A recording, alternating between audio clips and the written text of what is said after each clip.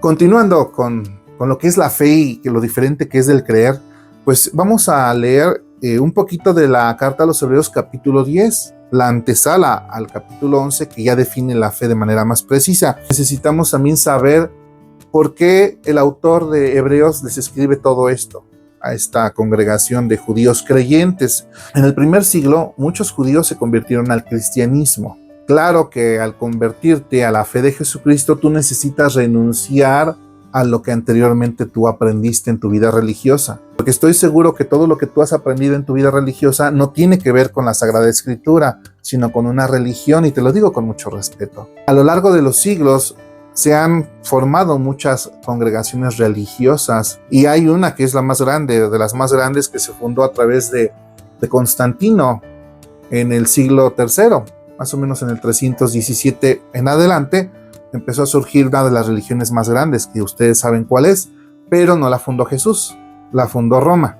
Y ahí se han enseñado muchas cosas que no tienen que ver con las Sagradas Escrituras. La iglesia que Jesús llamó Jesús con su palabra, con todo lo que los apóstoles enseñaban, estas iglesias pues se formaron en el primer siglo, no en el tercero, sino fue en el primer siglo.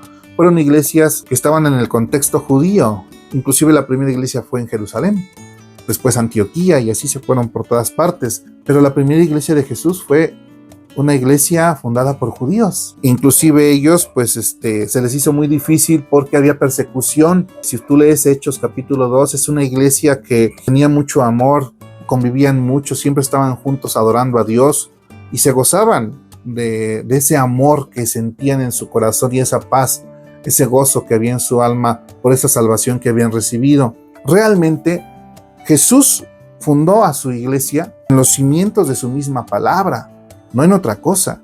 Entonces, para estos creyentes, la palabra de Dios les está animando a que no se pierdan, a que no vayan a dejar la fe en Jesucristo y regresar a los antiguos rudimentos, a regresar a los sacrificios, a todas esas cosas que se hacían en el templo, que ya habían pasado. Al morir Jesús en la cruz, se cumple la promesa del protoevangelio que se habló en Génesis 3:15. Llega el Salvador, Él paga la deuda de pecado y todo aquel que cree en Él es libre.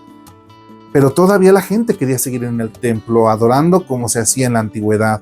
No querían soltar sus tradiciones, porque habían apostado toda su confianza a que a través de esas tradiciones pues estaban más cerca de Dios.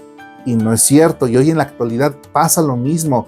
Ninguna religión te acerca a Dios, solamente la persona de Jesucristo y su verdad. Cuando Jesús murió en la cruz, cualquier cosa que se hiciera religiosamente en el templo ya no tenía ningún valor. Dice el versículo 1 del capítulo 10, dice, porque la ley, teniendo la sombra de los bienes venideros, no la imagen misma de las cosas, nunca puede, por los mismos sacrificios que se ofrecen continuamente cada año, hacer perfectos a los que se acercan. Ningún sacrificio en el templo cambiaba el corazón de los hombres. Dice, porque la sangre de los toros y de los machos cabríos no pueden quitar los pecados. Ya Dios no aceptaba sacrificios, porque ya había enviado a su Hijo, el Salvador, el Mesías, para que a través de él fuésemos salvos. Dice aquí la palabra de Dios en el versículo 11 del capítulo 10, dice, y ciertamente todo sacerdote está día tras día ministrando y ofreciendo muchas veces los mismos sacrificios que nunca pueden quitar pecados. Pero Cristo, habiendo ofrecido una vez para siempre un solo sacrificio por los pecados, se ha sentado a la diestra de Dios. Jesús se sienta a la diestra de Dios, mostrando que todo lo que se había dicho se había cumplido. Todo se había hecho de manera perfecta. Dice, de ahí en adelante esperando hasta que sus enemigos sean puestos por estrado de sus pies, porque una sola ofrenda hizo perfectos para siempre a los santificados. Esta ofrenda que Jesús hizo es suficiente y perfecta, única, irrepetible, para que todos aquellos que crean en Jesús sean salvos. Y la salvación no se pierde de ninguna manera. Pero bueno, estos creyentes, debido a la persecución, sufrían, se sentían inseguros, les quitaban sus cosas, pero traed a la memoria el versículo 32, pero traed a la memoria los días pasados, en los cuales, después de haber sido iluminados, después de que tú conociste la verdad y creíste en ella, sostuvisteis gran combate de padecimientos. Por una parte, ciertamente, con vituperios y tribulaciones fuisteis hechos espectáculo, y por otra, llegasteis a ser compañeros de los que estaban en una situación semejante, porque de los presos también os compadecisteis, y el despojo de vuestros bienes sufristeis con gozo. Los despojaban de sus bienes y ellos no se entristecían, estaban contentos. Yo sé que a usted y a mí quizá no nos han despojado de nuestros bienes por creer en Jesucristo, pero a ellos sí les pasaba y era algo difícil. Sin embargo, ellos se mantenían firmes. Y aquí dice, aquí viene un mensaje que habla de la fe, de lo que significa la fe y para qué es la fe. Dice el versículo 35, no perdáis pues vuestra confianza, que tiene gran galardón. Confianza, eso es fe. Tu fe es la que te sostiene. Tu fe es la que te mantiene en los momentos difíciles. Tu fe es la que te impulsa a permanecer fiel. ¿Pero a quién? ¿Para qué es la fe? Pues para que te mantengas firme, para que tú seas fiel a Jesús y solamente dependas de Él. La fe es para que te mantengas en el camino firme hacia Jesús. Porque es cierto, la palabra de Dios dice que algún día lo vamos a ver cara a cara. Cuando estemos presentes allá en el cielo, con el Padre, vamos a poder ver a Jesús cara a cara. Y esa es la promesa más hermosa. Dice, no perdáis pues vuestra confianza, que tiene grande galardón. ¿Cuál es el galardón? La vida eterna, estar en la presencia de Dios. Ese galardón lo recibiremos cuando ya no estemos en este mundo, cuando muramos, sí, seamos revestidos del cuerpo glorioso para morar en el cielo. Ese es el galardón, la vida eterna y la resurrección, porque os es necesaria la paciencia.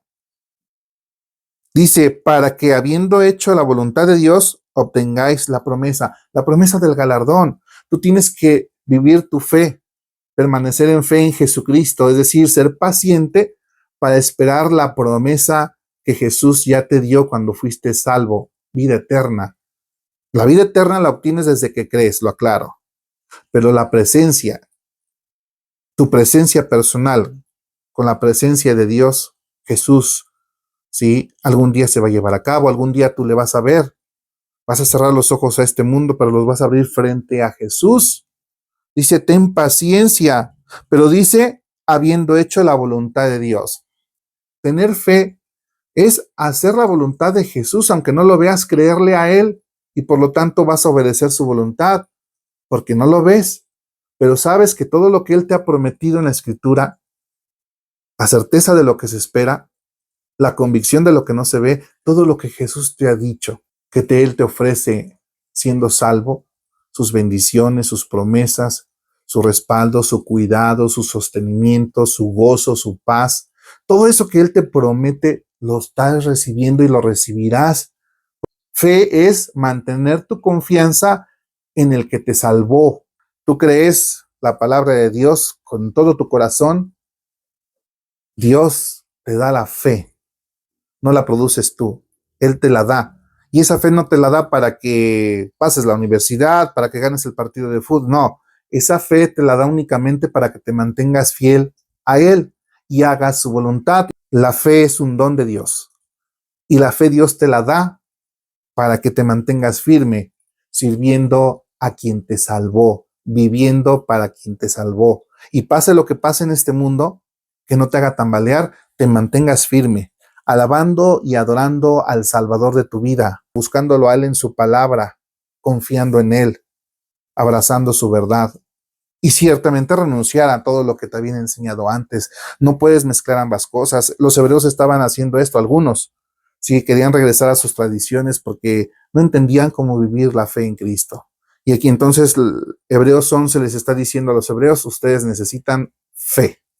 Y termino diciendo el versículo 2, puestos los ojos en Jesús, el autor y consumador de la fe, tienes que mantenerte puestos los ojos en Cristo Jesús. Dice que es el autor y consumador de la fe.